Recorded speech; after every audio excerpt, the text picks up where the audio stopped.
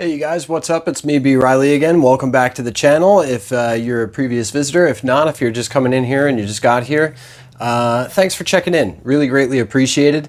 And what we're going to be talking about today is we're going to be talking about this. And this is the Line 6 Relay G10. This is their wireless setup. And it's kind of an entry-level model wireless. Now, this isn't necessarily designed to be a review with specificity pertaining to the G10. This is essentially just a video to talk about the advantages and the disadvantages of using a wireless setup. And the reason we're doing this video is I've actually been using this particular wireless setup for about 3 or 4 years. I started using it just before COVID hit, maybe about 8 or 9 months before. So I got to use it at a bunch of different shows and a ton of sessions. And I now use this actually around the house when I'm doing just guitar demos. And actually I had one guy who was criticizing the channel, saying, well, you're doing gear demos for tone and then you're using a wireless. But admittedly, you're not going to always get the straight stuff anyway. YouTube compresses a lot of these files, so you do have some tonal degradation as everything kind of goes the MP3 style route. But it's close enough to get you there as far as demos. But what I really want to talk about today is just the advantages and the disadvantages of this. What kind of distance can you get out of it? Are there latency issues? Are there connection issues? Does it take a long time for the wireless to boot up? So that's what we're going to talk about today. We're going to go ahead and fill you in on this little dude. And maybe you decide that wireless is your brand of tea, and maybe you're just like, nah, scratch that crap. I could just go buy a cable. Okay, so first off, just go ahead and introduce you into the apparatus itself. This little guy is the connector for your guitar. So basically, you're just plugging this thing right in. And if you actually look at it really close, you can see that there's a little action pin right here. And when you plug it in, the guitar turns that on. And then the next thing you know, you've got the light on the back. So you can actually have a really easy interface with this. To go ahead and get this thing started, all you do is you just plug it straight into your guitar. It automatically connects to the appropriate wireless receiver that you've got, and you're off and running. Okay, so as far as the receiver, this is essentially what you're looking at, is you're just gonna have this guy right here, and you just go ahead and throw it into your board. You wire it in like it's right at the head of the signal, right where the guitar would enter the tuner. You can see that by there, I've got the Line 6, the G10 receiver, routed underneath into my wah, which then hits off the tuner and the tremolo, goes through the Cassidy Donahue fuzz, off through the Spark, through the ZVEX, bounces through my overdrive, and then puts it all through a Caverns Keeley K2, which, to be brutally honest, actually is not as good a pedal as I thought it would be. Essentially, this is kind of my workhorse pedal board. You can see because it's pretty beat up, pretty worn out, and lately my cat has taken to sleeping in there because I haven't been doing a lot of sessions lately. But the Line 6 actual receiver fits on the board really easy. It's very easy to get away with, and it kind of departs from the old philosophy of bigger is better when it comes to wireless, where you used to use 80 systems with these big UHF receivers that had to be mounted on a board, and they were pretty finicky, and just like Spinal Tap, occasionally you just hear like a baseball broadcast coming through your signal. Okay, so I've got my amp set up outside, and I've got my pedal board running to it right in front of my garage, just a bit of power out of the garage. And we're just going to start walking. We're just going to start walking down the road. We're going to see how many feet we can get out of this thing.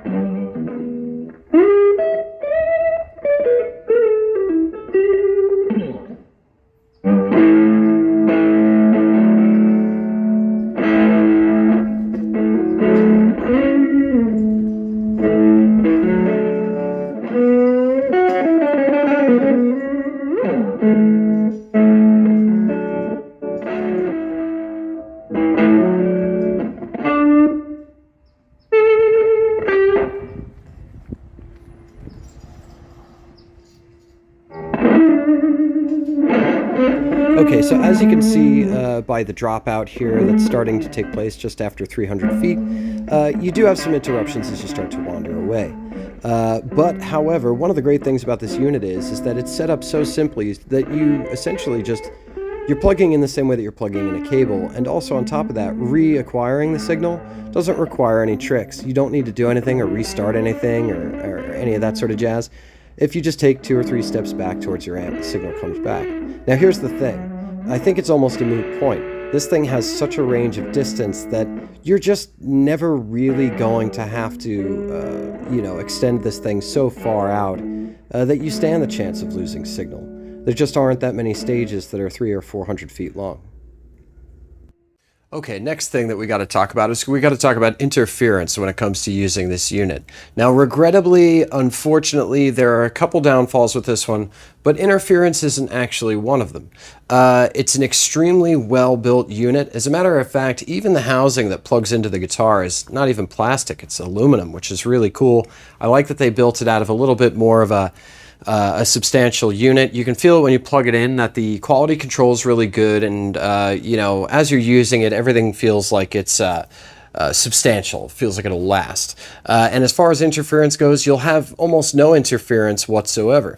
The great thing about this is that essentially what units like this are doing is they're piggybacking on a technology that was previously disassociated. A lot of the wireless tech that you've got now has gotten a huge bump forward because of telecom investment over the last 20 to 30 years.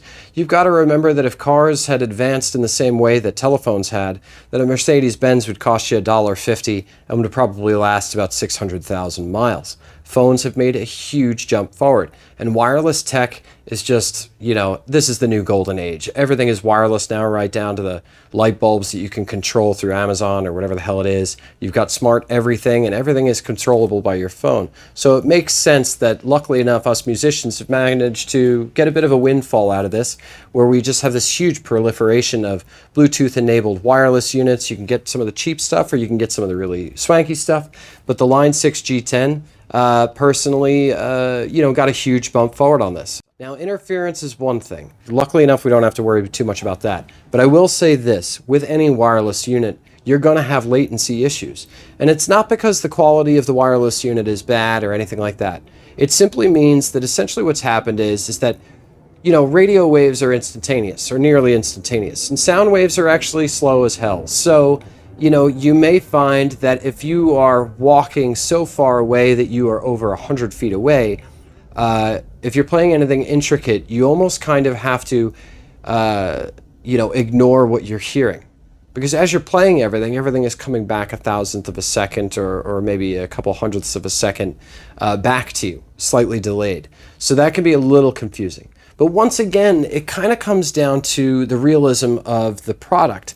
Because while it might be nice to know and feel secure that you have 200 or 300 feet until you start to have signal drop off, the truth of it is you're never going to be that far away. If you were that far away, you wouldn't have to worry about the latency of the wireless unit, because you would have to worry about the latency of the drummer that you're playing with. The fact of the matter is that they are playing, and it is taking such a distance of time for the sound to hit you that even if you did play back through a cable, you would still have latency issues.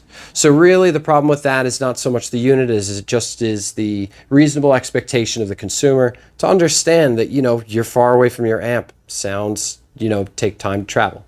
Now, there are some gripes with this particular unit, and as I had said before, I'm not reviewing just the G10. We're just kind of batting around the idea of a wireless, and what to expect of it. However, I will say this. The G10 unit, the receiver, uses a proprietary power source that's kind of very similar, if not identical, to an antiquated mini USB connector. Kind of before the C chargers became, ubiquitous with Android tech, you had these old chargers, and they're using these, and it kind of just feels like Line 6 is using these because maybe they bought 1,000 of them and they just didn't know what to do, or they're a little bit behind. But the fact that the receiver can't be hooked into a power source for pedals is just stupid. I mean, that was a huge short-sighting. And it's led to a problem because I was playing a venue when I was about a week into using this, and it had a really small stage, and I was kind of down by the dance floor, and somebody was having a really good time, and unfortunately their foot went wayward and they snapped the jack on the inside of the receiver. Now, power source aside, when we actually take the time to just ignore that foible of this particular receiver, the brutal honest truth is what we are left with is a really solid unit that you can plug in and out of the guitar without it flexing or feeling like it's going to crack. It's something that automatically turns on the second that you plug it in. There isn't even a switch on the actual transmitter. There are no switches on the receiver either. The receiver does not have even an on-off switch. Once the receiver gets power, it powers up and automatically pairs with the actual wireless unit. And when you unplug the unit, that little action switch on that extends, shuts the unit off, and saves your battery. Battery life with this unit, if you plug it in and you just leave it overnight, you will probably have somewhere in the ballpark of about 3 or 4 hours of playtime. That is solid on time. It actually gives you a really good warning window too. When the battery in the unit actually starts to give up and get tired, it'll start flashing red. And that's how you know you got about a half hour left of playtime until this thing zeroes out. So I've never had it die on me at a show. I had it get low on me once, just once, but never actually died at the show. It also never drops out at shows. I've only had 1 or 2 situations where I got so far away that the signal dropped, but that was because I was being an idiot and running around the audience at full speed. It was a weird show and I was enjoying myself, and you know, so was everybody else. But other than that extreme situation, I've never had the signal drop out. The battery lasts hours. It charges fast. All you do is you plug it right back into the center of the receiver. It automatically starts charging, and it'll charge really, really quick. So that's excellent too. When it shakes out, this particular unit is just built really, really well. So why am I not doing a review just on the G10? Why am I even sitting there batting it around and saying that it's not a direct review? A couple of reasons. Number one, this unit's pretty old. So it was an entry-level unit a couple years ago, and it could be gotten super cheap, but it is no longer the antithesis of modernity. It's not the most modern unit. It's certainly not the most advanced. As a matter of fact, the reason I like it is because it is so agricultural. It is so oversimplified that there's just not much to go wrong with it. It's just this great utilitarian unit that holds together really nice and has been very, very dependable for all these shows. Now, I paid about $280 for this thing quite a few years ago. I haven't checked the prices on them of late because I'm not in the market, and you know, we don't check things that we're not looking to find. But I paid about $280 for it out of Pitbull Audio here in San Diego, down by Chula Vista in National City. Great shop, by the way. If you really want to check out some really rad stuff and hang out with some super friendly people that don't, you know, kick you a bunch of sass for turning the volume up on a guitar, go down to Pitbull Audio because those guys are really, really great. I picked it up from them. It worked almost instantaneously, and I have been using this thing every day. I just like wireless because I'm very active on stage. I do a lot of movements. And to be brutally honest, the cost-effective nature of buying this wireless is also a huge selling point. I was going through about 1 or 2 cables every month. I was doing just such a ton of shows that these things were just getting hashed. And I was spending good money on these things. Some of these cables were like 50, 60 bucks, and they'd still fall apart and they'd still break. And I just finally sat down and did the math. Okay, if I'm spending $50 a month on cables and patch bays for my stuff, mostly just the long cables, you know, every month, I mean, you're talking about, you know, possibly spending a couple $100 on cables every single year. Now, I've had this wireless unit for about maybe 4 or even 5 years. I use it almost every single day. I use it at every single rehearsal, and I use it at every single show. I even use it in recording sessions at this point, just so that I don't have to worry about a room mic picking up the sound of my cable dragging across the floor, because once again, I move a lot on stage. It's just, you know, it's just my way. So actually buying this wireless unit has saved me quite a few $100s, because the cable now that I'm using is just connecting the box to the amp. So I'm not running across the stage stressing this thing out, stepping on it, you know, whipping it out of the way or getting it tangled or pulling it out of the amp or something like that.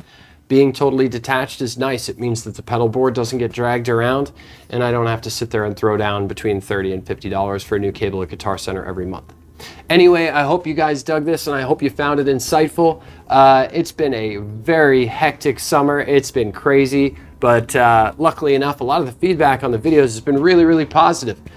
So I really appreciate you guys tuning in and you know, digging it and stuff like that. And it was kind of cool because I was talking to one of the guys a couple months ago, and he was saying, "Oh, it's nice that you don't ask us to subscribe every 50 seconds." And Yeah, isn't it? It kind of gets over the top, you know, when you've got YouTubers and every 50 seconds they're like, subscribe. I'm just not really down with that. You know what? If you guys like the channel, I love that you like the channel. We'll just leave it there. Anyway, have a beautiful weekend. Enjoy your Sunday. Have fun. Go play some stuff. Play loud.